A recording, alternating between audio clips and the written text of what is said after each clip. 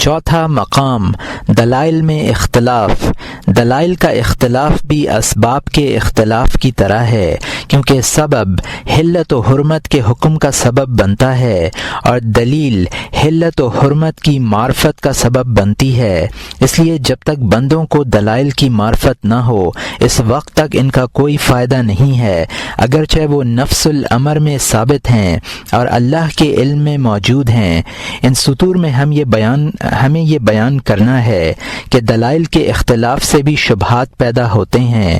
کبھی یہ اختلاف شرعی دلائل کے تعارض کی صورت میں رونما ہوتا ہے، کبھی علامت دالہ کے تعارض کی وجہ سے، اور کبھی اشباہ و نظائر کے اختلاف سے۔ ہم اختلاف دلائل کی ان تینوں قسموں کو الگ الگ بیان کر رہے ہیں۔ پہلی قسم دلائل شرع کا تعارض، مثلا قرآن کریم کی 2 عمومی آیتیں یا 2 حدیثیں یا 2 قیاس یا 1 قیاس اور 1 آیت یا حدیث میں تعارض ہو۔ تعارض کی یہ تمام صورتیں شبہ کا باعث ہوتی ہیں۔ دلائل کے تعارض کے وقت اگر کوئی ترجیح نہ ہو تو اسی اصل کی طرف رجوع کیا جاتا ہے جو پہلے سے معلوم ہو، اور اگر حرمت کے پہلو کو ترجیح ہو تو اسی کا اختیار کرنا واجب ہوتا ہے، اور اگر جانب حلت کو ترجیح ہو تو اس پر عمل کرنا جائز ہے، مگر عمل نہ کرنا ورع ہے۔ ورع کے سلسلے میں مواضع خلاف سے بچنا مفتی اور مقلد دونوں کے حق میں ضروری ہے، اگرچہ مقلد کے لیے اس مفتی کے فتوے پر عمل کرنا جائز ہے جسے وہ شہر کے علماء میں افضل سمجھتا ہو۔ مفتی کی افضلیت اور قابلیت معلوم کرنے کے لیے ضروری نہیں ہے کہ مقلد فتاوی کا علم بھی رکھتا ہو، بلکہ جس طرح شہر کے ماہر اتباع کا علم لوگوں کے بتلانے سے ہوتا ہے، اسی طرح سننے سے اور دلائل و قرائن سے یہ بات بھی معلوم ہو سکتی ہے کہ فلاں مفتی زیادہ ماہر اور قابل ہے۔ مفتی کے لیے جائز نہیں ہے کہ وہ تمام ائمہ کے مذاہب میں سے سہل ترین مذہب تلاش کرے اور اس پر عمل شروع کر دے، بلکہ اسے چاہیے کہ وہ اولاً تتبع و تلاش کرے اور جس مذہب کو اپنے غالب ظن کے اعتبار سے افضل و بہتر سمجھے اسی کی تقلید کرے اور ہرگز اس کے خلاف پر عمل نہ کرے۔ ہاں، اگر کبھی ایسا ہو کہ اس کے امام کا فتویٰ کسی دوسرے امام کے فتوے کے مخالف و متعارض ہو تو اسے کوئی ایسی صورت اختیار کرنی چاہیے کہ دونوں فتووں پر عمل ہو جائے۔ اس خلاف سے بچنا ورع موقد میں داخل ہے۔ یہ مقلد کا حکم ہے۔ جانب حلت کو ترجیح حاصل ہونے کی صورت میں مجتہد کے ورع کا تقاضا یہ ہے کہ وہ اس سے اجتناب کرے۔ چنانچہ اکابرین سلف میں بہت سے ایسے مفتی گزرے ہیں جو کسی چیز کی حلت کا حکم دینے کے باوجود از روئے ورع اس سے اجتناب کرتے تھے تاکہ شبہات سے بچتے رہیں۔ ہم ورع کی صورت کو 3 مراتب میں تقسیم کرتے ہیں۔ پہلا مرتبہ یہ ہے کہ کسی مسئلے میں مخالف کی دلیل مضبوط ہو اور دوسرے مذہب کے لیے کوئی دقیق وجہ ترجیح موجود ہو۔ اس صورت میں مستحب مؤکد یہ ہے کہ اس سے احتراز کیا جائے۔ مثلا اس تعلیم یافتہ کتے کا پکڑا ہوا شکار جو پکڑ کر خود کھانے لگے، اس شکار کے استعمال سے بچنا تو ورع میں داخل ہے، اگرچہ مفتی اس کے جواز کا فتویٰ دیتے ہیں، لیکن کیونکہ اس سلسلے میں امام شافعی رحمۃ اللہ علیہ کے 2 قول ہیں، ایک قول کے مطابق یہ شکار حلال ہے اور دوسرے قول کے مطابق جو دقیق قیاس پر مبنی ہے حرام ہے، ہم نے حرمت کے قول ہی کو ترجیح دی ہے۔ اسی طرح اگر امام شافعی رحمۃ اللہ علیہ کا کوئی قول جدید یعنی قول قدیم کے مخالف ہے تو امام ابو حنیفہ یا کسی دوسرے امام کے قول کے مطابق پایا جائے تو اس میں بھی ورع کرنا بے حد ضروری ہے، اگرچہ مفتی قدیم قول کے مطابق ہی کیوں نہ فتویٰ دے۔ اس جانور سے احتراز کرنا بھی جس پر ذبح کے وقت بسم اللہ نہ کہی گئی ہو اسی قسم سے تعلق رکھتا ہے۔ ذبح کے وقت بسم اللہ پڑھنے کے سلسلے میں وارد آیت کریمہ سے وجوب سمجھ میں آتا ہے۔ روایات بھی آیت کی مفید ہیں۔ چنانچہ ایک روایت میں ہے کہ جو شخص شکار کے متعلق دریافت کرتا، حضرت صلی اللہ علیہ وسلم اس شخص سے ارشاد فرماتے، اذا ارسلت کلبک المعلم وذکرت علیہ اسم اللہ فکل۔ یہ بخاری و مسلم کی حدیث ہے جس کو عدی ابن حاتم رضی اللہ عنہ نے روایت کیا ہے۔ جب تم اپنے سکھلائے ہوئے کتے کو چھوڑو اور اس پر اللہ کا نام لو، شکار کھا لو۔ ایک روایت میں ہے ما انہر الدم وذکر اسم اللہ علیہ فکلوا۔ یہ بخاری و مسلم کی حدیث ہے جس کو رافع ابن خدیج رضی اللہ عنہ نے روایت کیا ہے۔ جس جانور کا خون بہایا جائے اور اس پر بسم اللہ کہی جائے تو اسے کھا لو۔ ان روایات سے ثابت ہوتا ہے کہ ذبیحہ کی صحت کے لیے بوقت ذبح بسم اللہ پڑھنا ضروری ہے، لیکن ایک صحیح روایت میں یہ الفاظ ہیں، المؤمن یذبح علی اسم اللہ سمی او لم یسم۔ مومن اللہ کے نام پر ذبح کرتا ہے، چاہے وہ زبان سے بسم اللہ کہے یا نہ کہے۔ یہاں حاشیے میں لکھا ہے یہ روایت ان الفاظ میں معروف نہیں ہے، البتہ ابو داؤد نے مراسیل میں حلت سے ایک مرفوع روایت نقل کی ہے جس کے الفاظ یہ ہیں، ذبیحۃ المسلم حلال ذکر اسم اللہ او لم یذکر، اور یہاں حاشیہ ختم ہوتا ہے۔ اس روایت میں دو احتمال ہیں، ایک یہ کہ عام ہو اور آیات و احادیث کے ظواہر میں بھی اس سے تبدیلی واقع ہو، یعنی اس روایت کی وجہ سے ذبح پر قسمیہ کا جواب ساقط ہو جائے جو مذکورہ احادیث کا منشا ہے۔ دوسرا احتمال یہ ہے کہ یہ حدیث ناسی یعنی بھولنے والے کے لیے خاص ہو، اور یہاں مترجم نے حاشیے میں لکھا ہے اس کی تائید طبرانی اوسط، دارقطنی، ابن عدی اور بیہقی کی اس روایت سے بھی ہوتی ہے۔ قال رجل یا رسول اللہ الرجل منا یسبح دینسی ان یسمع اللہ فقال اسم اللہ علی کل مسلم۔ اس کے راوی ابو ہریرہ ہیں، اور یہاں حاشیہ ختم ہوتا ہے۔ اس احتمال کی بنا پر آیات اور احادیث کے ظواہر اپنی جگہ پر رہیں گے، ان میں کسی قسم کا کوئی تبدیلی لازم نہیں آئے گی۔ اس احتمال کے ممکن ہونے کی وجہ یہ ہے کہ ناسی معذور ہوتا ہے، لیکن ہم نے پہلے احتمال کو ترجیح دی ہے، اس روایت کو عام رکھا ہے اور دیگر روایات میں تعویل کی ہے، اس کے ساتھ ساتھ کسی مقابل احتمال کو بھی نظر انداز نہیں کیا۔ اس لیے ہم یہ کہتے ہیں کہ جس ذبیحہ پر بسم اللہ نہ کہی جائے اس سے بچنا ضروری ہے اور ورع کے پہلے درجے میں داخل ہے۔ دوسرا مرتبہ وسوسے اور وہم سے قریب ہے۔ اس کا حاصل یہ ہے کہ کوئی شخص مذبوحہ کے پیٹ سے نکلا ہوا بچہ یا ذب یعنی گوہ کھانے سے احتراز کرے، حالانکہ صحیح روایت سے جنین یعنی پیٹ کا بچہ کی حلت ثابت ہے۔ رسول اکرم صلی اللہ علیہ وسلم کا ارشاد ہے، زکاۃ الجنین زکاۃ امہ۔ یہ ابو داؤد، ترمذی اور ابن ماجہ کی حدیث ہے جس کو ابو سعید رضی اللہ عنہ نے روایت کیا ہے۔ بچہ کا ذبح ہونا اس کی ماں کا ذبح ہونا ہے۔ نہ اس روایت کے متن میں کوئی احتمال ہے اور نہ سند میں کوئی ضعیف ہے۔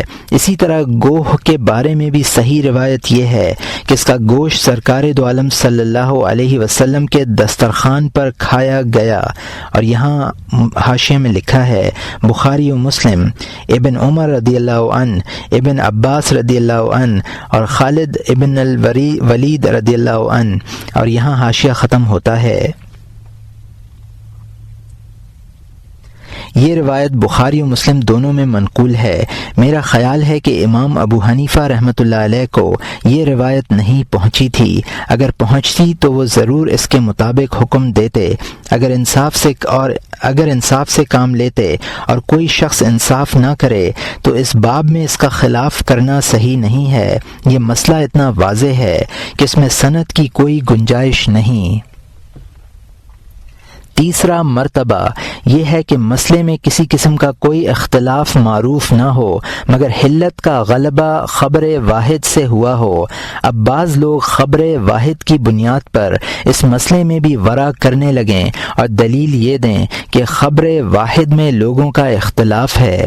بعض علماء اسے بطور حجت تسلیم کرتے ہیں اور بعض اس کی حجت کا انکار کرتے ہیں، اس کی حجیت کا انکار کرتے ہیں۔ اس لیے میں احتیاط کا پہلو مد نظر رکھوں گا، اور احتیاط یہی ہے کہ میں منکرین حجیت کا ساتھ دوں اگر ناقلین روایت عادل اور ثقہ ہیں، لیکن یہ امکان بہرحال موجود ہے کہ ان سے بیان میں غلطی ہو جائے یا وہ لوگ کسی خفی مقصد کے لیے جھوٹ بولیں۔ بعض اوقات ثقہ بھی ضرورتاً جھوٹ بولتے ہیں۔ پھر یہ بھی ممکن ہے کہ جو کچھ حضرت صلی اللہ علیہ وسلم نے ارشاد فرمایا ہو اسے سننے میں انہیں وہم ہوا ہو۔ کسی صحابی سے اس قسم کا ورع منقول نہیں ہے، حالانکہ ان میں اعلیٰ پائے کے متقین اور متورعین موجود تھے۔ ان کا اصول یہ تھا کہ جب وہ کوئی بات کسی ثقہ سے سنتے تو اس پر یقین کرتے۔ ہاں، اگر راوی ہی کسی خاص سبب یا معین دلالت کی بنا پر متہم ہو تو بلا شبہ توقف کرنا چاہیے، اگرچہ وہ ثقہ ہی کیوں نہ ہو۔ لیکن خبر واحد سے بلا وجہ اختلاف کرنا اور اخبار آحاد سے ثابت شدہ مسائل میں احتیاط و ورع سے کام لینا معتبر نہیں ہے۔ مثلا نظام اجماع کا مخالف ہے۔ اس کا کہنا یہ ہے کہ اجماع حجت شرعیہ نہیں ہے۔ اگر اس طرح کے ورع کی اجازت دے دی گئی تو پھر یہ بھی جائز ہونا چاہیے کہ آدمی اپنے دادا کی میراث نہ لے اور یہ کہے کہ قرآن میں پوتے کا ذکر نہیں ہے، صرف بیٹے کا ذکر ہے، حالانکہ اسے یہ معلوم ہونا چاہیے کہ پوتے کے حق میں صحابہ کا اجماع ہے۔ نظام اس اجماع کا مخالف ہے۔ اس کے خیال میں صحابہ معصوم نہیں ہیں، ان سے بھی غلطی کا امکان موجود ہے۔ یہ ایک خیال خام ہے۔ اگر اس خیال کو اہمیت دی گئی تو یہ بھی لازم آئے گا کہ قرآن کریم کے عام الفاظ سے جو حقائق اور معانی ہمیں معلوم ہوئے ہیں وہ بھی رد کر دیے جائیں، کیونکہ بعض متکلمین کی رائے یہ ہے کہ قرآن میں کوئی عموم نہیں ہے، بلکہ جو بات صحابہ کرام نے قرائن اور دلائل کے ذریعے سمجھی ہے بعد والوں کے لیے وہی حجت ہے۔ اگر صحابہ بھی تہمت سے بری نہیں تو ان کے بتلائے ہوئے معانی کب معتبر ہوں گے؟ بہرحال یہ تیسرا مرتبہ ان وسوسہ ہے، ورع کو اس میں کوئی دخل نہیں ہے۔ اس تفصیل سے یہ بھی ظاہر ہوا کہ شبہات کے اطراف میں مبالغہ اور غلو زیادہ ہوتا ہے۔ اس لیے ہماری رائے ہے کہ جب اس طرح کی کوئی صورت پیش آئے تو دل کی طرف رجوع کیا جائے۔ اگر دل میں کوئی بات کھٹکے تو اس سے بچنا چاہیے۔ سالک کے لیے ضروری ہے کہ وہ وسوسوں کے دواعی سے اپنے دل کی حفاظت کرے۔ جب بھی دل میں کوئی بات آئے تو وہ حق ہو، کراہت کے موقع پر خلش ضرور ہو۔ وسوسے دل کا سکون درہم برہم نہ کریں، کیونکہ اس طرح کا دل شاذ و نادر ہی ملتا ہے۔ اسی لیے حضرت صلی اللہ علیہ وسلم نے عام لوگوں کو یہ حکم نہیں دیا کہ وہ دل سے فتویٰ لیں، بلکہ صرف وابسہ سے فرمایا کہ اپنے دل سے فتویٰ لو، اگرچہ لوگ تمہیں فتویٰ دیں۔ دوسری قسم علامات کا تعارض۔ دوسری قسم یہ ہے کہ ان علامات میں تعارض ہو جو کسی چیز کی حلت اور حرمت پر دلالت کریں۔ مثلا کسی وقت میں کوئی چیز لوٹ لی جائے، بعد میں وہ کسی نیک شخص کے پاس ملے اور یہ یقین ہو کہ اس جیسی چیز بغیر لوٹے ملنا دشوار ہے، تو یہاں حلت اور حرمت دونوں کی علامتیں موجود ہیں اور دونوں متعارض ہیں۔ قابض کی نیکی حلت پر دلالت کرتی ہے، اور یہ بات کہ اس جیسی چیز لوٹ مار کے ذریعے ہی حاصل کی جا سکتی ہے، حرمت کی دلیل ہے۔ اسی طرح کی بعض صورتیں یہ ہیں، مثلا کسی چیز کے متعلق ایک عادل شخص یہ کہے کہ یہ چیز حرام ہے، اسی درجے کا دوسرا عادل اس کی حلت کی گواہی دے، یا دو فاسقوں کی گواہی کسی ایک چیز کے متعلق ہو، یا لڑکے اور بالغ کے قول متعارض ہو ہو جائیں، ان تمام صورتوں میں معاملہ مشتبہ رہے گا۔ اگر کسی ایک جانب ترجیح کی شکل موجود ہے تو اسی کا حکم کیا جائے گا، اور حلت کی صورت میں احتیاط بہتر ہے۔ اگر ترجیح کی کوئی شکل نہ ہو تو توقف ضروری ہوگا۔ تعارف، بحث اور سوال کے ابواب میں اس اجمال کی تفصیل عرض کی جائے گی انشاءاللہ۔ تیسری قسم اشباہ کا تعارض۔ تیسری قسم یہ ہے کہ ان صفات میں اشباہ کا تعارض ہو جائے جن سے حکم متعلق ہیں۔ مثلا کوئی شخص یہ وصیت کرے کہ میرا مال فقہا کو دے دیا جائے۔ اس لفظ سے معلوم ہوتا ہے کہ وصیت کرنے والے کی مراد وہ لوگ ہیں جو فقہ میں ماہر ہوں۔ جن لوگوں نے 1-2 روز یا 2-4 ماہ سے اس کوچے میں قدم رکھا ہے وہ اس وصیت میں داخل نہیں ہیں، لیکن ان دونوں ماہر اور مبتدی کے درمیان بے شمار درجات ہیں۔ ان درجات میں جو لوگ ہیں ان کے متعلق فیصلہ کرنا دشوار ہے۔ ایسے موقع پر مفتی کو ظن و اجتہاد سے کام لے کر فیصلہ کرنا پڑتا ہے۔ یہ شبہ کا دقیق ترین مقام ہے۔ یہاں ایسی باریکیاں موجود ہیں کہ بعض اوقات مفتی کی عقل دنگ رہ جاتی ہے اور وہ کوئی فیصلہ نہیں کر پاتا۔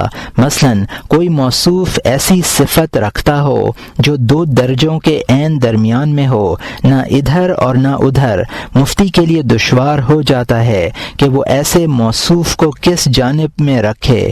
بہرحال یہ اشباہ کے اختلاف کی ایک مثال ہے۔ صدقات کے متعلق یہ حکم ہے کہ محتاجوں پر صرف کر دیے جائیں، لیکن محتاجوں میں بھی متعارض اشباہ و نظائر موجود ہیں۔ ایک طرف وہ لوگ ہیں جن کے پاس پھوٹی کوڑی بھی نہیں ہے، ان کے متعلق صاف ظاہر ہے کہ وہ محتاج ہیں۔ دوسری طرف وہ لوگ ہیں جن کے پاس بہت سا مال و متاع ہے، ایسے لوگ یقینی طور پر غنی ہیں اور صدقات کا مصرف نہیں بن سکتے، لیکن ان دونوں کے درمیان بے شمار پیچیدہ مسائل ہیں، لاتعداد درجات ہیں۔ مثلا ایک شخص وہ ہے جس کے پاس گھر ہے، کچھ سامان، کپڑے اور کتابیں ہیں۔ اگر یہ چیزیں بقدر حاجت ہیں تو وہ شخص صدقات کا مصرف بن سکتا ہے، اور قدر حاجت سے زائد ہیں تو مصرف نہیں بن سکتا۔ پھر حاجت کی کوئی حد مقرر نہیں ہے، اس کا علم محض اندازے اور ظن و تخمین سے ہوتا ہے۔ پھر اگر کسی شخص کے پاس مکان ہے تو یہ بحث آ پڑے گی کہ مکان کس قدر وسیع ہونا چاہیے، وہ شہر کے وسط میں ہو یا ایک طرف، کیونکہ مکان کی وسعت یا تنگی، تعمیرات کی قلت اور کثرت، نیز محل وقوع کے اختلاف سے قیمتوں میں بڑا فرق پڑتا ہے۔ پھر یہ بھی دیکھنا پڑے گا کہ شخص کے لیے ایک مکان کافی ہے یا اسے ایک سے زیادہ کی ضرورت ہے۔ اسی طرح اساس البیت کے متعلق تفصیلات طے ہوں گی، برتن تانبے کے ہیں یا مٹی کے، ان کی تعداد اور قیمت کیا ہے۔ پھر حوائج میں بھی تفصیل ہے، بعض چیزیں وہ ہیں جن کی ہر روز ضرورت پڑتی ہے، جیسے کھانے پینے کے برتن، بعض کی ضرورت سال بھر میں ایک بار پیش آتی ہے، جیسے موسم سرما کے کپڑے اور بستر وغیرہ، بعض چیزوں کی ضرورت برسوں میں ایک مرتبہ پڑتی ہے۔ بہرحال یہ اتنی پیچیدہ اور دشوار گزار صورتحال ہے کہ اس سے نمٹنے کے لیے ذیل کی حدیث شریف پیش نظر رہنی چاہیے: دع ما یریبک الی ما لا یریبک، جو چیز تمہیں شک میں مبتلا کرے اسے چھوڑ کر وہ چیز اختیار کرو جو تمہیں شک میں نہ ڈالے۔ اور یہاں حاشیے میں لکھا ہے یہ حدیث پہلے بھی کئی بار گزر چکی ہے، اور یہاں حاشیہ ختم ہوتا ہے۔ یہ سب چیزیں محل ریب ہیں، مفتی کے لیے ان میں توقف کے علاوہ کوئی صورت نہیں ہے۔ اگر مفتی ظن و تخمین سے فتویٰ دے بھی دے تو حلت کی صورت میں مستفتی کے لیے ان میں توقف کے علاوہ کوئی صورت نہیں ہے۔ یہ دشواری ان مسائل میں ہے کہ اہل و عیال اور اقربا کا نفقہ کہ کتنا واجب ہے، نیز فقہا اور علماء کو بیت المال سے کتنا وظیفہ ملنا چاہیے۔ یہاں بھی دو مقابل پہلو ہیں، ایک کم دوسرا زائد۔ ان دونوں کے متعلق معلوم ہے دونوں میں متشابہ امور ہیں جو افراد و حالات کے اختلاف سے مختلف ہوتے ہیں۔ جہاں تک اصل حاجات کا تعلق ہے، باری تعالیٰ کے علاوہ کوئی ان سے واقف نہیں ہو سکتا۔ کسی انسان کے لیے ضرورتوں کی حدود سے واقف ہونا ممکن نہیں ہے۔ مثلا ایک ہٹے کٹے آدمی کی کم از کم خوراک آدھا سیر غلہ ہے، اس سے کم اس کے لیے کمتر ہے، اور 1.5 سیر قدر کفایت سے زیادہ ہے۔ آدھا سیر اور 1.5 سیر کے درمیان جو درجات ہیں ان کا علم نہیں۔ بعض لوگوں کی خوراک آدھ سیر سے کم اور بعض کی اس سے زیادہ، بعض کی 1 سیر یا کم و بیش ہو سکتی ہے۔ یہ ایسی صورتحال ہے جس سے نمٹنا آسان نہیں ہے۔ اہل ورع کو چاہیے کہ وہ شبہات کو چھوڑیں اور یقینیات پر عمل کریں، جیسا کہ مذکورہ بالا حدیث رسول اللہ صلی اللہ علیہ وسلم کا منشا ہے۔ اس قاعدے کا تعلق ان تمام احکام سے ہے جو کسی سبب سے متعلق ہوں، اور وہ سبب ان الفاظ سے معلوم ہوتا ہے۔ اہل عرب نے اور دوسری زبان والوں نے الفاظ کے معانی کی حدود متعین نہیں کی ہیں، بلکہ ایک لفظ اپنے معنی کے تمام افراد کے لیے بولا جاتا ہے، خواہ اس میں وہ معنی تمام ہوں یا ناقص یا زائد۔ ایسا کوئی لفظ نہیں جس سے اس کے معنی کے دونوں متقابل طرف جدا ہو جائیں، جیسا کہ علم الحساب میں ہوتا ہے۔ مثلا 6 کے عدد کے معنی متعین ہیں، یہ لفظ نہ 6 سے کم کے لیے مستعمل ہے اور نہ زائد کے لیے۔ حسابیات میں یہ تحدید ضرور ہے، لیکن لغوی الفاظ میں ایسا نہیں ہے۔ قرآن کریم یا حدیث شریف میں کوئی ایسا لفظ نہیں ہے جس کے مقتضا میں اوساط اور اطراف متقابلہ کا شک پیدا نہ ہو۔ اس لیے وصایا اور اوقاف میں اس فن کا جاننا بے حد ضروری ہے۔ مثلا اگر کوئی شخص صوفیہ کے لیے کوئی چیز وقف کرے تو ایسا کرنا صحیح ہے۔ مثلا اس لفظ کے تحت کون لوگ آئیں گے، اس کا مصداق کیا ہے؟ ان سوالات کا جواب آسان نہیں ہے۔ اسی طرح دوسرے الفاظ کی نزاکتیں ہیں۔ ہم نے محض تقریب الی الفہم کے لیے صوفیہ کا لفظ ذکر کیا ہے۔ بہرحال دو متقابل طرفوں یا پہلوؤں کے درمیان جو متعارض علامتیں ہوتی ہیں ان سے یہ شبہات پیدا ہوتے ہیں۔ ان شبہات سے بچنا بے حد ضروری ہے۔ ہاں اگر غلبہ ظن کی دلالت یا رسول اکرم صلی اللہ علیہ وسلم کے ارشاد دع ما یریبک الی ما لا یریبک پر عمل کرنے سے کوئی ایک پہلو متعین ہو جائے۔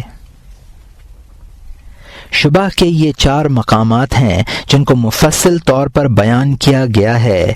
ان میں ایک دوسرے کی بنسبت سختی اور تشدد بھی ہے، اور اگر ایک چیز میں مختلف شبہات جمع ہو جائیں تو معاملہ اور بھی پریشان کن بن جاتا ہے۔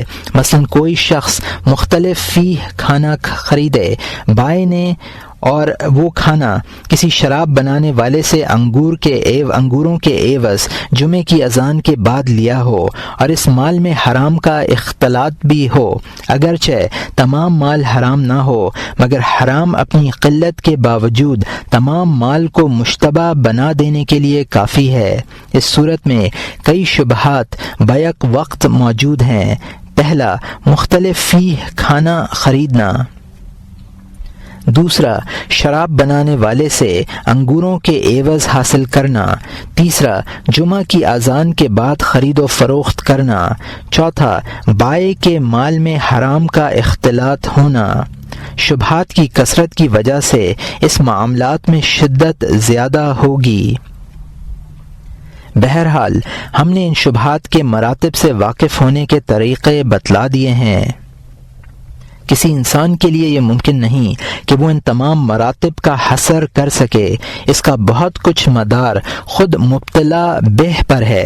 جب بھی کوئی شبہ پیش آئے، ہماری شرح کی روشنی میں شبہات میں اس کا درجہ متعین کرے، اور اگر کسی شبہ کا درجہ متعین نہ ہو سکے تب بھی اجتناب کرے۔ گناہ وہی ہے جو دل میں کھٹکے۔ جن مواقع پر ہم نے دل سے فتویٰ لینے کے لیے کہا ہے وہ یہ ہیں جہاں مفتی اباحت کا حکم دیتا ہے۔ جن مسائل میں حرام کا فتویٰ ہو وہاں اجتناب کرنا واجب ہے۔ پھر دل سے فتویٰ لینے کے معاملے میں ہر دل کا اعتبار نہیں ہے۔ بہت سے لوگ وہمی ہوتے ہیں، ہر اچھی چیز میں برائی کا پہلو تلاش کر لیتے ہیں۔ بعض لوگ حریص اور لالچی ہوتے ہیں کہ ہر چیز پر اطمینان کر لیتے ہیں۔ یہ دونوں دل معتبر نہیں ہے، بلکہ صرف اس توفیق یافتہ عالم کا اعتبار ہے جو حالات کی نزاکتوں سے باخبر ہو۔ لیکن اس طرح کے دل کمیاب ہیں۔ جس شخص کو اپنے دل پر اعتماد نہ ہو اسے اس صفت کے حامل دل سے فیضان حاصل کرنا چاہیے اور اپنا واقعہ اس دل کے سامنے رکھنا چاہیے۔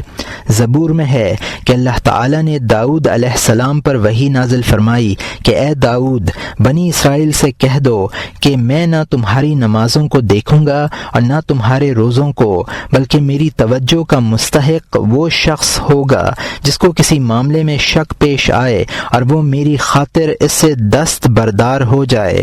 میں شخص پر نظر کرم کروں گا، اپنی نصرت سے اس کی تائید کروں گا اور اپنے ملائکہ کے مابین اسی پر فخر کروں گا۔ تیسرا باب، حلال کی تلاش و جستجو۔ واضح ہو کہ جب کوئی شخص تمہیں کوئی ہدیہ دے یا تمہارے سامنے کھانے کی کوئی چیز رکھے یا تم کسی شخص سے کوئی چیز خریدو یا ہبہ میں حاصل کرو تو تمہارے لیے ضروری نہیں ہے کہ اس کی حلت و حرمت کی تحقیق کرو اور دینے والے سے یہ کہو کہ کیونکہ ہمارے نزدیک اس کی حلت ثابت نہیں ہے اس لیے ہم لینے سے معذور ہیں، بلکہ ہم پہلے تحقیق کریں گے بعد میں لیں گے۔ یہ بھی مناسب نہیں ہے کہ مطلق تحقیق نہ کرو اور جن چیزوں کی حرمت یقینی نہ ہو انہیں لے لیا کرو، بلکہ بعض اوقات سوال کرنا واجب ہے، بعض اوقات حرام ہے، بعض اوقات مستحب اور بعض اوقات مکروہ ہے۔ اس باب میں ہم ایسے تمام مواقع کی وضاحت کریں گے۔ اس سلسلے میں مختصر اور اصولی بات یہ ہے کہ سوال کی ضرورت شبہات کے مواقع میں پیش آتی ہے، اور شبہ ان معاملات میں پیدا ہوتا ہے جو مالک سے متعلق ہو یا مال سے۔ ذیل میں ہم ان دونوں کی الگ الگ تفصیل کرتے ہیں۔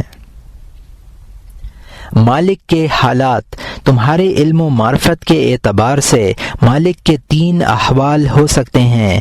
ایک یہ کہ مجہول ہو، دوسرا یہ کہ مشکوک ہو، تیسرا یہ کہ ظن کی دلالت سے معلوم ہو۔ پہلی حالت مجہول، اس کا مطلب یہ ہے کہ مالک کے ساتھ کوئی ایسا قرینہ موجود نہ ہو جو اس کے فساد یا ظلم پر دلالت کرے، مثلا سپاہیوں کی وردی یا ان کے تمغے، اور نہ کوئی ایسی علامت موجود ہے جو اس کی نیکی یا صلاح پر دلالت کرے، مثلا صوفیہ اور اہل علم کا لباس۔ غرض یہ کہ وہ ہر طرح کی علامت سے خالی ہو۔ ایسے شخص کو مجہول الحال کہا جائے گا۔ جیسے تم کسی اجنبی بستی میں پہنچو، وہاں تمہیں کوئی ایسا شخص ملے جس میں نہ صلاح کی علامت ہو اور نہ فساد کی، تم اس کی حیت سے اس کے بارے میں صحیح یا قطعی رائے قائم کرنے سے قاصر ہو، ایسے شخص کو تم مجہول الحال کہو گے۔ اسی طرح اگر تم کسی بازار میں جاؤ، وہاں تمہیں قصائی، نانبائی یا دوسرے پیشہ ور ملیں، ان میں نہ ایسی کوئی علامت ہو جو خیانت، فریب یا کذب بیانی پر دلالت کرے، اور نہ ایسی کوئی علامت پائی جائے جس سے معلوم ہو کہ وہ ثقہ اور قابل اعتماد ہیں، تو ایسے لوگوں کے متعلق یہی کہا جائے گا کہ ان کی حالت مجہول یعنی نامعلوم ہے۔ ان کی حالت کو مشکوک نہیں کہہ سکتے، اس لیے کہ شک کا مطلب یہ ہے کہ ایک معاملے میں 2 مختلف متضاد اعتقادات ہوں اور ان کے اسباب بھی ایک دوسرے کے متقابل ہوں۔ زیر بحث صورت میں نہ کوئی اعتقاد ہے اور نہ اس کا کوئی سبب، اکثر فقہا جہل اور شک میں فرق کا لحاظ نہیں رکھتے۔ ہماری گزشتہ تقریر سے تم نے یہ بات بخوبی جان لی ہوگی کہ مجہول میں ورع کا تقاضا ترک و اجتناب ہے۔ یوسف ابن اسبات رحمۃ اللہ علیہ کہتے ہیں کہ 30 برس سے میرا معمول یہ ہے کہ جس چیز سے میرے دل میں کھٹک پیدا ہوئی میں نے اسے ترک کر دیا۔ کچھ بزرگ آپس میں محو گفتگو تھے۔ بحث کا موضوع یہ سوال تھا کہ سب سے زیادہ مشکل عمل کون سا ہے؟ اکثر لوگوں کی رائے تھی کہ مشکل ترین عمل ورع ہے۔ حسان ابن سنان نے کہا کہ میرے نزدیک ورع سے آسان عمل کوئی نہیں ہے۔ جب بھی دل میں کوئی بات کھٹکتی ہے اسے چھوڑ دیتا ہوں۔ یہ ورع کا مقتضی تھا۔ اب ہم مجہول کا ظاہری حکم بیان کرتے ہیں۔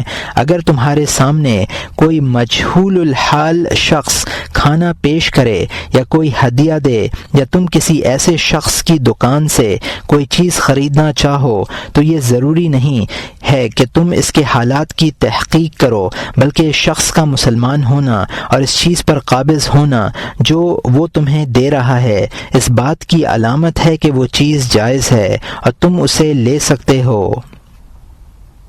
یہ کہنا حماقت ہے، کیونکہ ظلم کا دورہ ہے، خرابی کا زمانہ ہے۔ عام طور پر یہ لوگ بدمعاملگی کا شکار ہیں، اس لیے یہ شخص بھی ایسا ہی ہوگا۔ یہ وسوسہ ہے اور کسی بھی مسلمان کے متعلق اس طرح کی بدگمانی کا کوئی جواز نہیں ہے۔ یہ شخص صاحب ایمان ہے، اس کے اسلام کا تقاضا یہ ہے کہ اس کے ساتھ بدزنی روا نہ رکھی جائے۔ اگر تم نے دوسروں پر قیاس کرتے ہوئے اس شخص کے متعلق بھی غلط رائے قائم کی تو تمہارے گناہگار ہونے میں کوئی شبہ نہیں ہے۔ اگر تم اس کی دی ہوئی چیز لے لیتے تو اس کی حرمت مشکوک ہوتی اور مشکوک حرمت کی بنا پر سزا بھی مشکوک ہوتی ہے، لیکن بدگمانی مشکوک نہیں، یقینی ہے، اس لیے اس کا گناہ بھی یقینی ہے۔ ایسے لوگوں کے ساتھ معاملہ کرنے کے جواز پر صحابہ کرام کا اسوہ واضح دلیل ہے۔ یہ حضرات غزوات اور اسفار کے دوران بستیوں میں جاتے تو دعوتیں قبول کر لیتے، شہروں میں قیام کرتے تو بازاروں میں خرید و فروخت کرتے۔ حالانکہ ان حضرات کے زمانے میں بھی حرام مال کی کثرت تھی۔ کسی بھی صحابی نے شک کے بغیر تفتیش کی ضرورت محسوس نہیں کی۔ سرکار دو عالم صلی اللہ علیہ وسلم کی خدمت اقدس میں بھی جب کوئی چیز حاضر کی جاتی تو آپ اس کا حال دریافت نہ فرماتے تھے۔ مدینہ منورہ کی ابتدائی زندگی اس سے مستثنیٰ ہے۔ ان دنوں جب کوئی چیز پیش کی جاتی تھی تو آپ دریافت فرما لیا کرتے تھے کہ یہ ہدیہ ہے یا صدقہ ہے، اور یہ احمد اور حاکم کی حدیث ہے جس کو سلمان الفارسی رضی اللہ عنہ نے روایت کیا ہے۔ اس کی وجہ یہ تھی کہ جو صحابہ مکہ مکرمہ سے ہجرت کر کے مدینہ منورہ میں آئے تھے ان میں سے اکثر مفلس اور مفلوک الحال لوگ تھے۔ غالب گمان یہی تھا کہ جو کچھ ان لوگوں کو بھیجا جاتا ہے وہ صدقہ ہی ہوگا۔ نیز کسی شخص کا مسلمان ہونا اور قابض ہونا اس بات کی دلیل نہیں کہ وہ صدقہ نہیں کر سکتا۔ سرکار دو عالم صلی اللہ علیہ وسلم ضیافت بھی قبول فرما لیا کرتے تھے۔ اگر کوئی شخص دعوت کرتا تو رد نہ فرماتے، نہ یہ دریافت فرماتے کہ تمہاری دعوت صدقہ تو نہیں، اور یہ بخاری و مسلم کی حدیث ہے جس کو ابو مسعود الانصاری رضی اللہ عنہ نے روایت کیا ہے۔ اس لیے کہ عام عادت یہی ہے کہ دعوتیں صدقہ نہیں ہوتیں۔ چنانچہ روایت میں ہے کہ ام سلیم رضی اللہ عنہا نے آپ کی دعوت کی، اور یہ بخاری و مسلم کی حدیث ہے جس کو انس رضی اللہ عنہ نے روایت کیا ہے۔ انس رضی اللہ عنہ روایت کرتے ہیں کہ ایک درزی نے آپ کو کھانے پر مدعو کیا اور کدو سے بنا ہوا کھانا پیش کیا، اور یہ بخاری و مسلم کی حدیث ہے۔ ایک فارسی نے آپ کی دعوت کی تو آپ نے ارشاد فرمایا کہ میرے ساتھ عائشہ بھی ہوں گی۔ اس شخص نے انکار کیا، آپ نے بھی دعوت قبول کرنے سے انکار کر دیا۔ بعد میں وہ شخص راضی ہو گیا، چنانچہ آپ تشریف لے گئے۔ حضرت عائشہ رضی اللہ عنہا آپ کے پیچھے تھیں۔ درزی نے دونوں مہمانوں کے سامنے چربی کا سالن رکھا، اور یہ مسلم کی حدیث ہے جس کو انس رضی اللہ عنہ نے روایت کیا ہے۔ ان روایات میں کہیں بھی یہ منقول نہیں ہے کہ آپ نے کھانے کی حلت یا حرمت کے متعلق سوال کیا ہو یا لوگوں سے داعی کے حالات دریافت فرمائے ہوں۔ حضرت ابو بکر رضی اللہ عنہ نے اپنے غلام کا لایا ہوا دودھ پی کر دریافت کیا کہ تو اس لیے کہ انہیں شک پیدا ہو گیا تھا کہ کہیں یہ حرام طریقے سے حاصل نہ کیا گیا ہو۔ حضرت عمر رضی اللہ عنہ کو ایک شخص نے زکوٰۃ کی اونٹنی کا دودھ پلا دیا تو آپ نے لانے والے سے پوچھا کہ یہ دودھ کہاں سے آیا تھا۔ ان کا استفسار بھی شک کی بنا پر تھا۔ شک اس لیے پیدا ہوا کہ اس دن دودھ کا ذائقہ بدلا ہوا تھا۔ مجہول الحال شخص کی دعوت اس کے حالات کی تحقیق کیے بغیر قبول کرنے میں کوئی گناہ نہیں ہے، بلکہ اگر گھر میں زیب و زینت کا سامان وافر مقدار میں نظر آئے تو مدعو کو یہ کہنے کا حق نہیں ہے کہ داعی کے پاس حرام مال زیادہ ہے، ورنہ اتنا بہت سا سامان اس کے پاس کہاں سے آیا۔ ممکن ہے کہ شخص کو یہ سب چیزیں وراثت میں ملی ہوں، یا اس کا کوئی جائز ذریعہ آمدنی ایسا بھی ہو جس کا تمہیں علم نہیں ہے۔ بلا شبہ وہ اس بات کا مستحق ہے کہ اس کے ساتھ حسن ظن رکھا جائے، بلکہ میں تو یہ کہوں گا کہ شخص سے پوچھنا بھی نہ چاہیے، بلکہ اگر کوئی شخص اس درجۂ ورع کا پابند ہو کہ بلا تحقیق اپنے پیٹ میں کوئی چیز نہ ڈالنا چاہے تو بہترین طریقہ یہ ہے کہ کھانا چھوڑ دے۔ سوال کر کے اسے تکلیف پہنچانے کی کیا ضرورت ہے؟ سوال میں ایذا بھی ہے اور توہین بھی، اور یہ دونوں چیزیں حرام ہیں۔ اگر یہ دلیل دی جائے کہ شاید سوال کرنے سے وہ تکلیف محسوس نہ کرے تو اس دلیل کا جواب یہ ہے کہ اسی شاید کے خوف سے تم سوال کر رہے ہو۔ اگر شاید ہی پر اکتفا کر لیتے تو اچھا تھا، شاید اس کا مال حلال ہی ہوتا۔ سوال کرنے میں جہاں یہ امکان ہے کہ وہ ایذا محسوس نہ کرے، وہاں یہ امکان بھی ہے کہ شاید وہ ایذا محسوس کرے۔ مسلمانوں کو ایذا پہنچانے کا گناہ مشتبہ اور حرام مال کھانے کے گناہ سے کسی طرح بھی کم نہیں ہے۔ پھر یہ بھی جائز نہیں کہ کسی دوسرے شخص سے اس کے حالات اس طرح معلوم کیے جائیں کہ وہ بھی واقف ہو جائے۔ اس صورت میں تکلیف زیادہ ہوتی ہے، بلکہ اس میں بدگمانی اور توہین کے ساتھ تجسس اور غیبت بھی موجود ہے۔ باری تعالی نے ان تمام امور سے منع فرمایا ہے۔ یا ایھا الذین آمنوا اجتنبوا کثیرا من الظن ان بعض الظن ان بعض الظن اثم ولا تجسسوا ولا یغتب بعضکم بعضا۔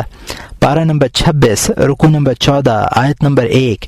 اے ایمان والو، بہت سے گمانوں سے بچا کرو، کیونکہ بعض گمان گناہ ہوتے ہیں، اور سراغ مت لگایا کرو، اور کوئی کسی کی غیبت بھی نہ کیا کرے۔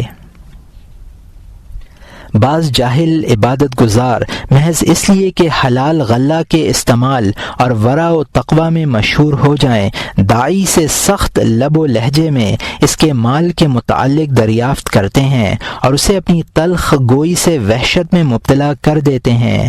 شیطان ان کے دل سے اس طرز عمل کی برائی نکال دیتا ہے۔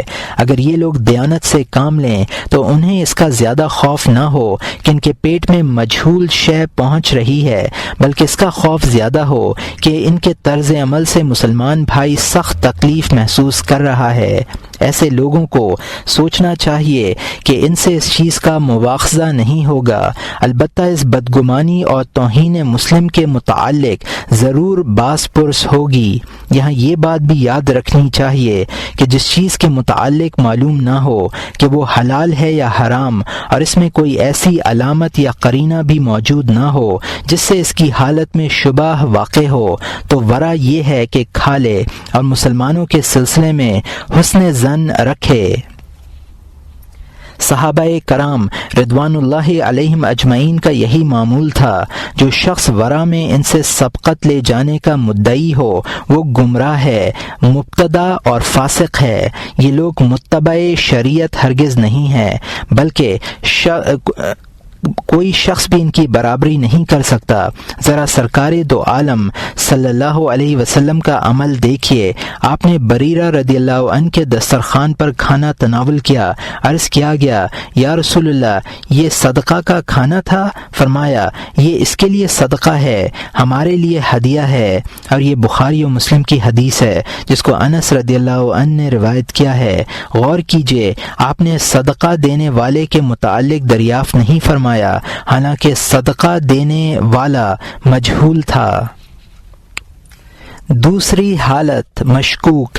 دوسری حالت یہ ہے کہ مالک میں شک ہو، مطلب یہ ہے کہ کسی سبب کی دلالت نے اس میں شک پیدا کر دیا ہو۔ ذیل میں ہم شک کی صورت اور اس کا بیان کریں گے۔ شک کی صورت یہ ہے کہ جو چیز مالک کے پاس ہے اس کی حرمت پر کوئی دلیل خود مالک کی خلقت یا لباس یا نعل اور قول ہو۔ مثلا وہ شخص ترکوں، جنگلیوں، ظالموں اور رہزنوں کے طور طریقے اپنا لے۔ اس شخص کی مونچھیں اور سر کے بال اس طرح کی مونچھیں اور سر کے بال رکھے جیسے مفسدہ پردازوں کے ہوتے ہیں، قبا اور ٹوپی پہنے، ظالم سپاہیوں کی وضع اختیار کرے۔ اس کے قول و عمل سے ظاہر ہو کہ وہ حرام کے باب میں زیادہ احتیاط پسند نہیں ہے۔ اس طرح کی تمام صورتوں سے یہی ثابت ہوتا ہے کہ وہ شخص اس طرح کے کسی آدمی سے خرید و فروخت کرنا چاہے یا اس کی دعوت اور ہدیہ قبول کرنے کا ارادہ کرے تو دو احتمال ہو سکتے ہیں۔ ایک یہ کہ مالک کا قابض ہونا اس بات کی دلیل ہے کہ جو چیز اس کے قبضے میں ہے وہ اس کی ملک ہے۔ جہاں تک شک کی علامات کا تعلق ہے وہ ضعیف ہیں، اس لیے ایسے شخص سے لین دین کرنا جائز ہے اور نہ کرنا ورع میں داخل ہے۔ دوسرا احتمال یہ ہے کہ قبضہ ملک کی ضعیف دلالت ہے، اس کے مقابلے میں وہ علامات موجود ہیں جن سے شک پیدا ہو گیا ہے، اس لیے ایسے شخص سے لین دین کرنا درست نہ ہونا چاہیے۔ ہم اسی دوسرے احتمال کو ترجیح دیتے ہیں اور اسی پر فتویٰ دیتے ہیں، اس لیے کہ حضرت صلی اللہ علیہ وسلم کا ارشاد ہے دع ما یریبک الی ما لا یریبک۔ اور یہاں مترجم نے حاشیے میں لکھا ہے یہ حدیث اس کتاب میں کئی بار گزر چکی ہے، اور یہاں حاشیہ ختم ہوتا ہے۔ ترجمہ: جو چیز تمہیں شک میں ڈالے اسے چھوڑ کر وہ چیز اختیار کرو جو تمہیں شک میں نہ ڈالے۔ اس حدیث میں امر استحبابی بھی ہو سکتا ہے، لیکن ظاہر یہی ہے کہ یہاں امر وجوب کے لیے ہو۔ نیز ایک حدیث میں ہے الاثم حزاز القلوب، گناہ وہ ہے جو دل میں کھٹکے، اور یہاں حاشیے میں لکھا ہے یہ حدیث اسی کتاب میں کئی بار گزر چکی ہے، اور یہاں حاشیہ ختم ہوتا ہے۔ بیان کردہ صورت میں دل پر جو اثر مرتب ہوتا ہے اس سے انکار نہیں کیا جا سکتا۔ علاوہ ازیں سرکار دو عالم صلی اللہ علیہ وسلم کا یہ دریافت فرمانا کہ یہ کھانا صدقہ ہے یا ہدیہ، حضرت ابو بکر رضی اللہ عنہ کا غلام سے اس کی آمدنی کے متعلق اور حضرت عمر کا دودھ کے سلسلے میں استفسار کرنا شک کی بنا پر تھا، اگرچہ اسے ورع پر بھی محمول کیا جا سکتا ہے، مگر ورع پر محمول کرنے کے لیے قیاس حکمی کی ضرورت ہے، اور قیاس اس کی حلت کی شہادت نہیں دیتا، اس لیے کہ یہاں قبضہ اور اسلام کی دلالت مذکورہ بالا دلالتوں سے مزاحم ہے۔ دلالتوں کے اس تزاحم کی وجہ سے حلت کی کوئی صورت باقی نہ رہی۔ ہاں اگر اس شک کی کوئی علامت نہ ہوتی تو حکم سابق بدستور باقی رہتا۔ مثال کے طور پر ہمیں کسی جگہ متغیر پانی ملے اور اس کے متعلق یہ احتمال ہو کہ زیادہ دیر تک ٹھہرے رہنے کی وجہ سے پانی کا رنگ بدل گیا ہے۔ اسی وقت ہم نے دیکھا کہ ایک ہرن آیا اور پانی میں پیشاب کر کے چلتا بنا۔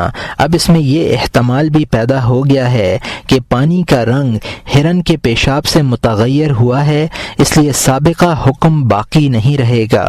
مفروضہ صورت بھی اس مثال سے کافی حد تک مطابقت رکھتی ہے۔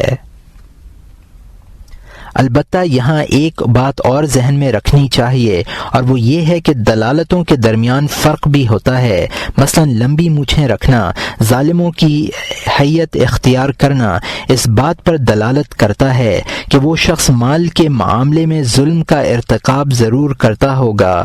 قول اور فعل اگر شریعت کے مخالف ہوں اور ان کا تعلق مال سے ہو تب بھی یہی کہا جائے گا۔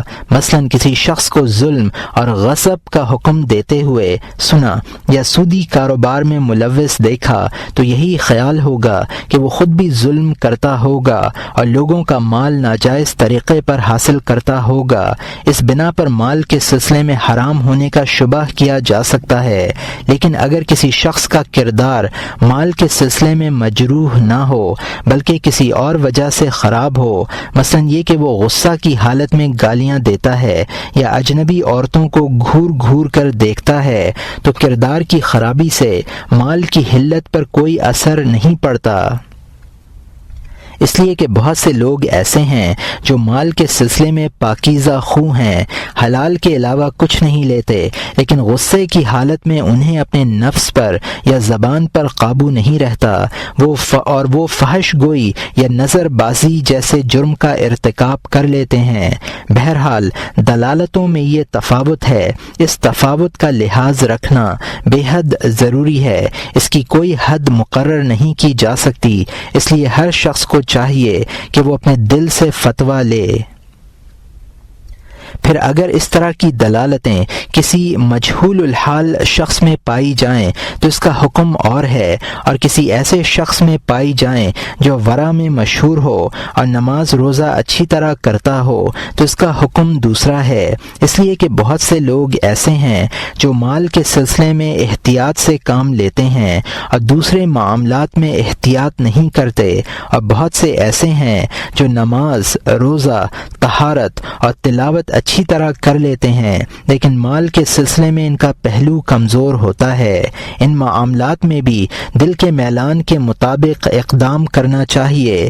یہ بندے اور اللہ کے درمیان معاملہ ہے، اس لیے بہت ممکن ہے کہ کوئی خاص معاملہ کسی ایسے مخفی سبب سے ہم رشتہ ہو جس کی اطلاع اس بندے اور رب الارباب کے علاوہ کسی کو نہ ہو۔ دل میں کھٹکنے کے یہی معنی ہیں۔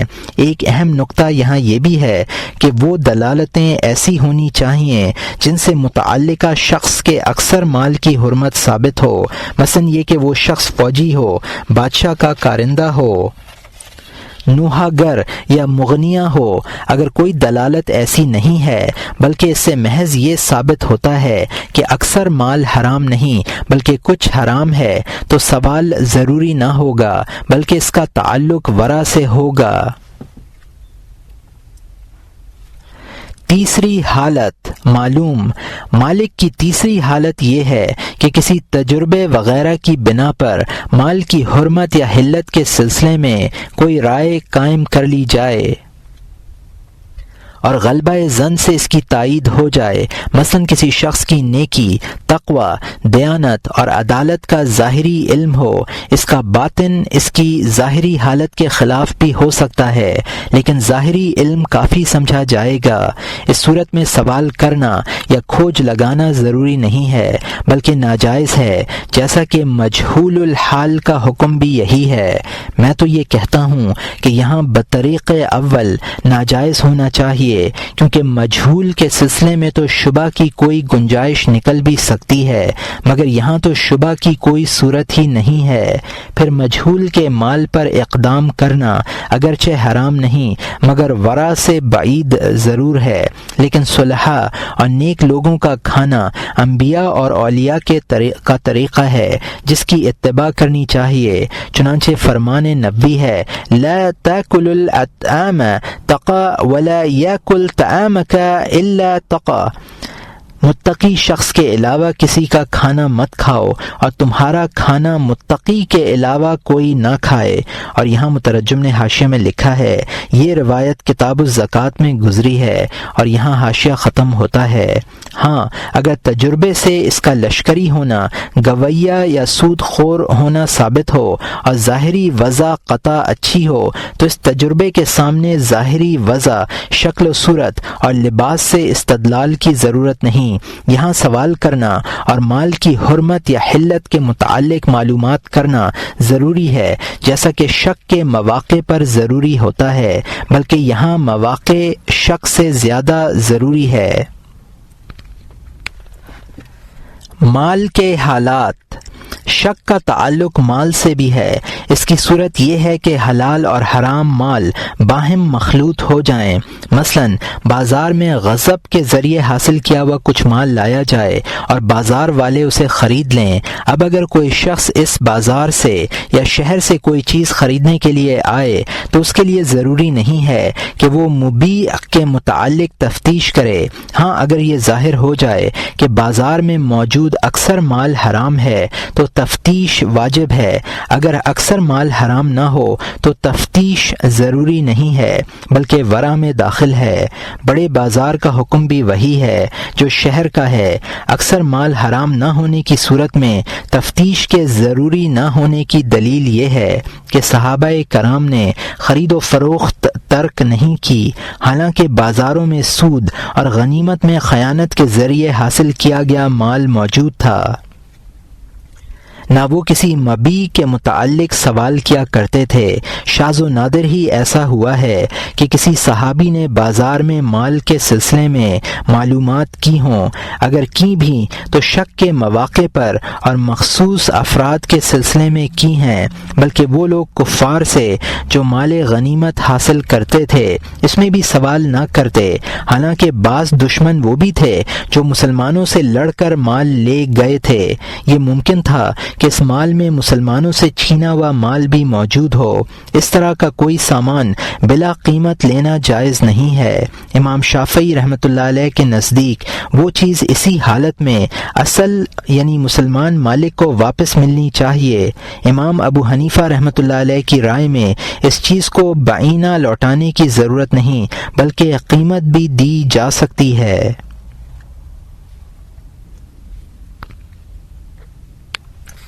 حضرت عمر ابن الخطاب رضی اللہ عنہ نے آذربائیجان کو خط لکھا تھا کہ تم ایسے ملک میں ہو جہاں مردہ جانوروں کے چمڑے سکھائے جاتے ہیں، اس لیے تم مذبوحہ اور مردہ جانوروں کے سلسلے میں دیکھ بھال کر لیا کرو۔ اس خط میں سوال کی اجازت بھی ہے اور حکم بھی، لیکن انہوں نے یہ حکم نہیں دیا کہ مردہ جانوروں کے چمڑے سے جو قیمت حاصل ہوتی ہے اس کی بھی تحقیق کیا کرو، اس لیے کہ اکثر مال اس چمڑے کی قیمت نہیں تھا، حالانکہ اکثر مردہ جانوروں ہی کا چمڑا فروخت ہوتا تھا۔ اسی طرح عبداللہ ابن مسعود رضی اللہ عنہ نے اپنے کسی رفیق کو تحریر کیا تھا کہ تم اس ملک میں ہو جہاں کے اکثر قصائی مجوسی ہیں، اس لیے حلال و حرام ذبیحہ میں تحقیق کر لیا کرو۔ اس سے معلوم ہوا کہ اکثر کی بنا پر تحقیق کا حکم ہوا کرتا ہے۔ اب ہم چند مسائل اور چند صورتیں بیان کرتے ہیں، اس کے بغیر یہ مضمون واضح نہیں ہوگا۔ مسئلہ معین مال میں حرام کا اختلاط۔ مثلا غلہ فروش کی دکان پر غصب کا غلہ یا لوٹ کا مال بھی فروخت ہوتا ہو، یا کسی قاضی، رئیس، عامل یا فقیہ کا بادشاہ کے یہاں سے کچھ وظیفہ مقرر ہو اور ان کا موروثی جائیداد، تجارت یا زراعت وغیرہ کی شکل میں کوئی دوسرا ذریعہ آمدنی بھی ہو، یا ایک تاجر اپنے دوسرے معاملات کی صحت کے باوجود سود بھی لیتا ہو۔ ان تمام صورتوں میں اگر متعلقہ اشخاص کا اکثر مال حرام ہے تو نہ ان کی دعوت کھانا جائز ہے اور نہ ہدیہ اور صدقہ قبول کرنا صحیح ہے۔ ہاں، اگر تحقیق کرنے سے یہ معلوم ہو جائے کہ دعوت حلال پیسے سے کی گئی ہے یا ہدیہ اور صدقہ اس مال میں سے دیا گیا ہے جس میں ناجائز کا اختلاط نہیں ہے، تو دعوت کھانے میں یا ہدیہ اور صدقہ قبول کرنے میں کوئی مذائقہ نہیں ہے۔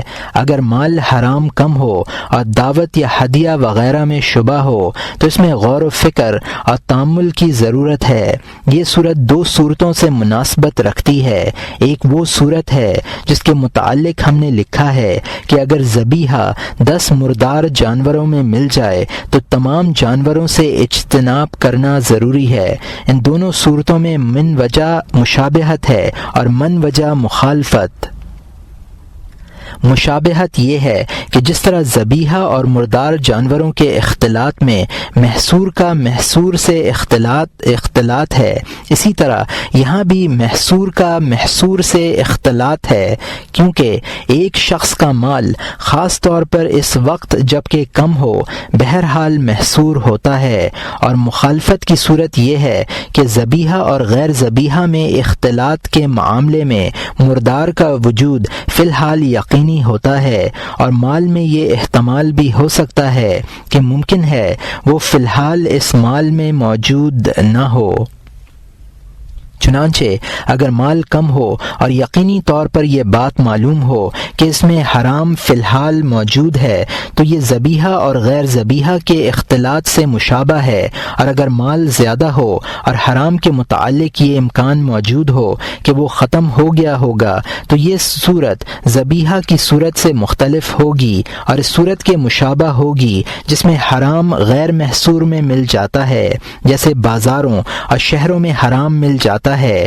تاہم پیش نظر صورت محصور کے غیر محصور میں اختلاط کی بنسبت زیادہ سخت ہے، کیونکہ یہاں معاملے کا تعلق تنہا ایک شخص سے ہے۔ اس طرح کی صورتوں میں اقدام کرنا حرام تو نہیں لیکن ورع سے بعید تر ضرور ہے، لیکن بحث یہ ہے کہ اگر کسی نے اس طرح کی صورتوں میں کھانا وغیرہ کھا لیا یا ہدیہ قبول کر لیا تو اس کا یہ عمل فسق اور خلاف عدل و ثقافت تو نہیں ہوگا۔ یہ بحث بڑی پیچیدہ ہے، اس میں دونوں طرح کے احتمالات ہیں، نقل سے بھی کوئی احتمال متعین نہیں ہوتا، کیونکہ اس طرح کے احتمالات میں صحابہ کرام اور حضرات تابعین سے جو ترک منقول ہے اس سے اسے ورع پر محمول کیا جا سکتا ہے۔ حرمت کے سلسلے میں کوئی صراحت موجود نہیں ہے۔ حضرت ابو ہریرہ رضی اللہ عنہ کے متعلق روایت ہے کہ انہوں نے حضرت امیر معاویہ رضی اللہ عنہ کی دعوت قبول کی اور ان کا کھانا کھایا۔ اگر فرض کیا جائے کہ امیر معاویہ رضی اللہ عنہ کا تمام مال حرام تھا، تب بھی یہاں یہ احتمال موجود ہے کہ حضرت ابو ہریرہ رضی اللہ عنہ نے اس تحقیق کے بعد کھانا کھایا ہوگا کہ جو کچھ میں کھا رہا ہوں وہ حلال ہے۔ بہرحال صحابہ کرام کے عمل سے کوئی ایک رائے قائم نہیں کی جا سکتی۔ علماء متاخرین کی آراء بھی اس سلسلے میں مختلف ہیں۔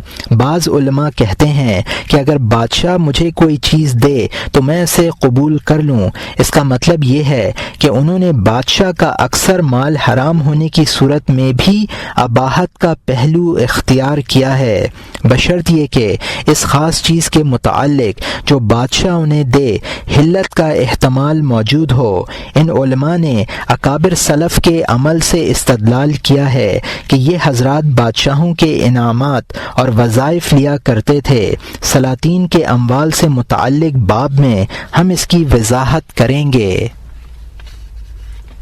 بہرحال اگر حرام کم ہو اور یہ احتمال ہو کہ وہ حرام مالک کے پاس اس وقت موجود نہ ہوگا تو اس کی دعوت کھانا یا اس کا ہدیہ قبول کرنا حرام نہ ہوگا، لیکن اگر مالک کے پاس حرام کا وجود فی الحال متعین ہو، جیسے ذبیحہ اور غیر ذبیحہ میں اختلاط کی صورت میں مردار کا وجود متعین ہوتا ہے، تو مجھے نہیں معلوم کہ صورت میں کیا کرنا چاہیے۔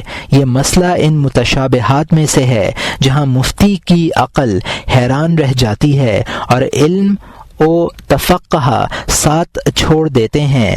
یہاں یہ فیصلہ کرنا دشوار ہے کہ یہ مسئلہ محصور سے مشابہ ہے یا غیر محصور سے۔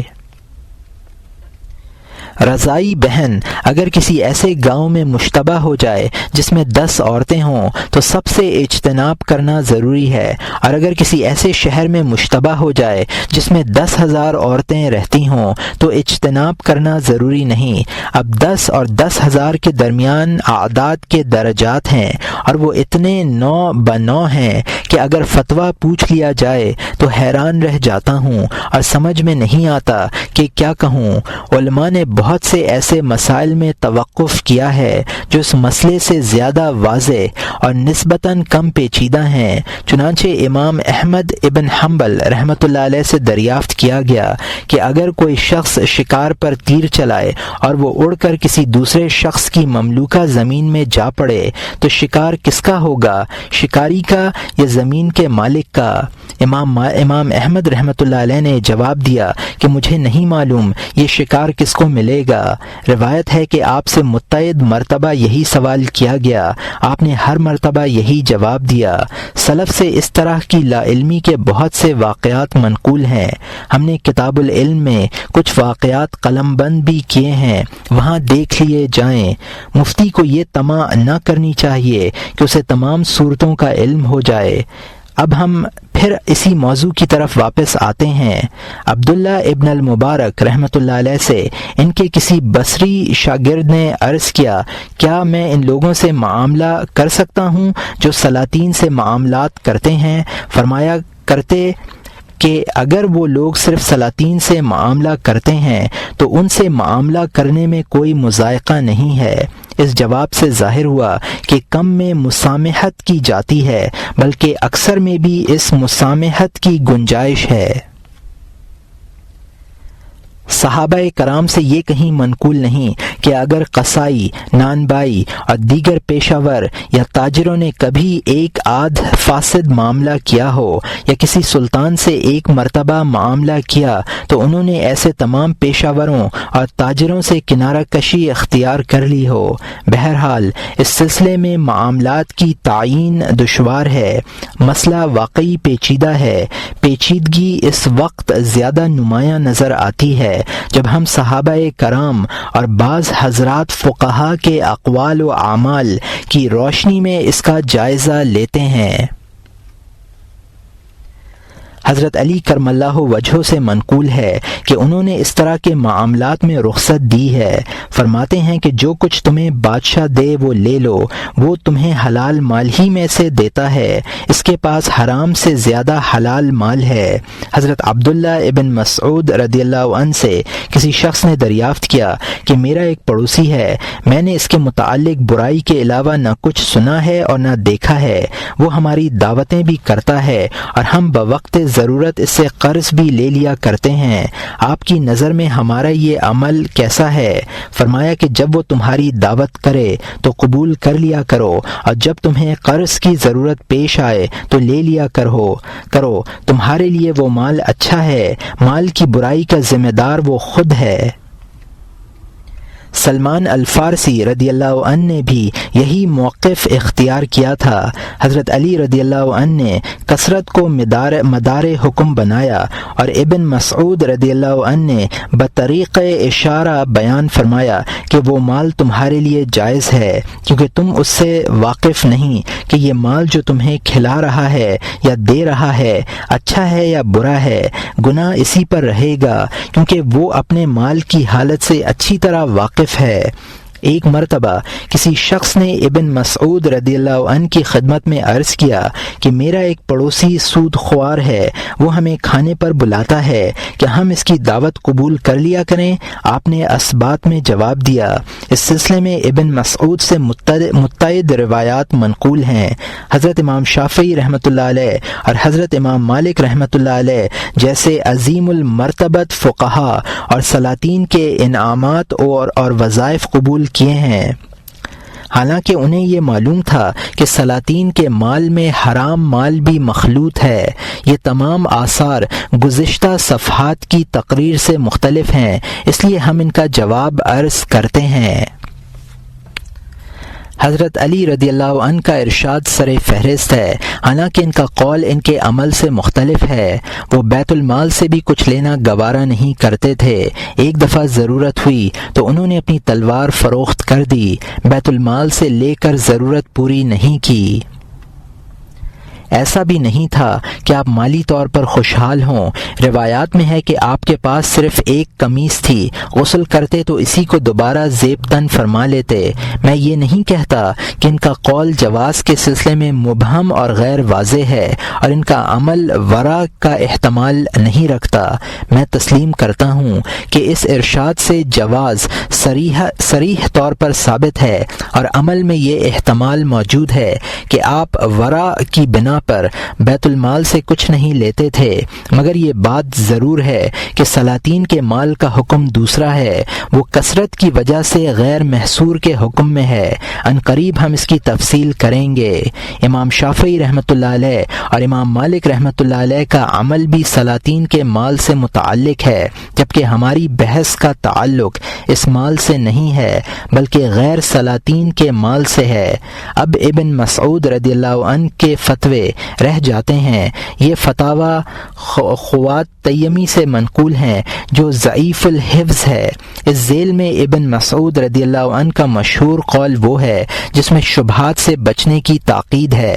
فرماتے ہیں، تم میں سے کوئی شخص ہرگز یہ نہ کہا کرے کہ میں امید رکھتا ہوں، میں ڈرتا ہوں۔ حرام بھی واضح ہے اور حلال بھی۔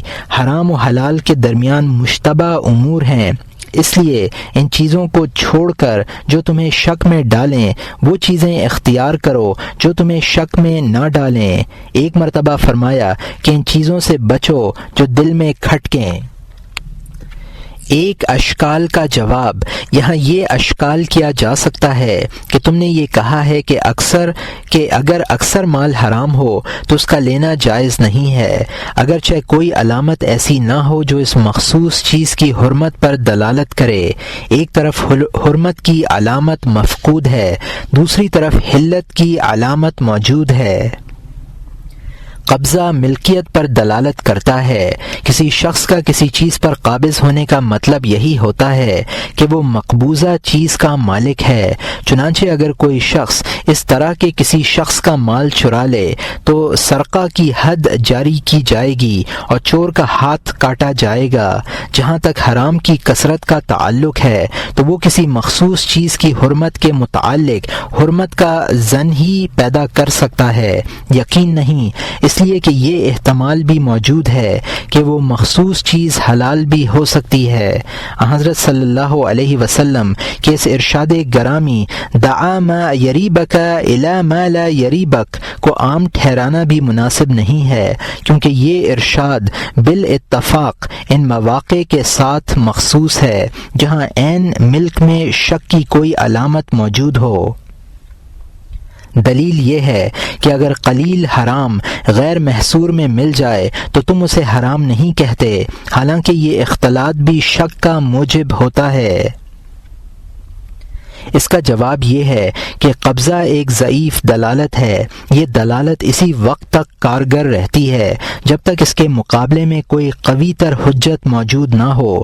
چنانچہ اگر ہمیں کسی ایک معین شخص کے مال کے سلسلے میں یہ یقین ہو کہ اس کے مال میں حرام کا اختلاط ہے اور یہ حرام مخلوط مالک کے مال میں فی الحال موجود بھی ہے، نیز حرام زیادہ ہے، تو قبضہ کی دلالت سے اعراض کرنا اور معارض حجت کو ترجیح دینا ضروری ہے۔ اگر حضرت صلی اللہ علیہ وآلہ وسلم کے ارشاد دعا ما یریبک آخر تک کا یہ محمل نہیں ہے تو پھر دوسرا کوئی محمل نہیں ہو سکتا۔ یہ ممکن نہیں کہ غیر محصور میں قلیل حرام کے اختلاط کی صورت پر یہ ارشاد محمول کیا جائے، کیونکہ یہ صورت آپ کے دور میں موجود تھی اور آپ سے زمانے کے مال کا ترک منقول نہیں ہے، اور اگر اس ارشاد کو نہیں تنزیہی پر محمول کریں تو بغیر قیاس کے ظاہر الفاظ میں تبدیلی کرنی پڑے گی۔ معترض کا کہنا یہ ہے کہ کثرت سے ظن پیدا ہوتا ہے۔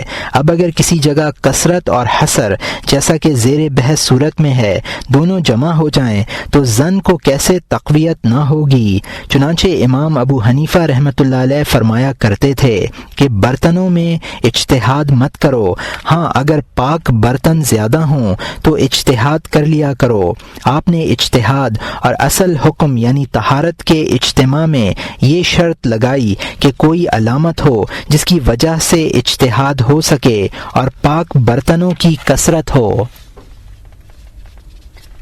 خلاصہ کلام یہ ہے کہ پیش نظر صورتوں میں 4 امور ہوتے ہیں۔ پہلا، اصل حکم کا باقی رہنا۔ دوسرا، مخلوط چیز کی قلت یا کثرت۔ تیسرا، جس مال میں اختلاط ہو اس کا محصور ہونا یا غیر محصور ہونا۔ چوتھا، اس چیز میں جس سے اجتہاد متعلق ہو کسی مخصوص علامت کا ہونا۔